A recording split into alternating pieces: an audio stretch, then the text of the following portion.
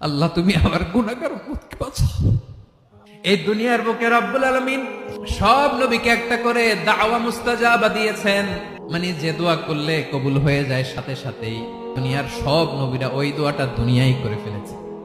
বিশ্বনবী বলবেন, আল্লাহ ওই স্পেশাল দোয়াটা দুনিয়াতে করি নাই, আজকে আমি তোমার দরবারে দাঁড়িয়ে কিয়ামতের দিন ওই দোয়াটা করছি। আল্লাহ আমার যে উম্মতের হৃদয়ে যাররা পরিমাণ ঈমান আছে, আমার একটা উম্মতকেও তুমি জাহান্নামে ঢুকাতে পারবা না।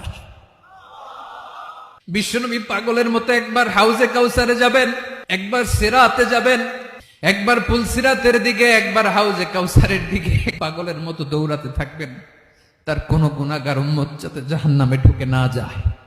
উম্মতি বিশ্বনবী আমার জন্য কাঁদবেন, আপনার জন্য কাঁদবেন, আমাদের জন্য সেদিন কেঁদে কেঁদে জাহান্নামের দরজায় দাঁড়িয়ে আমাদেরকে টেনে টেনে জান্নাতে ঢুকাবেন।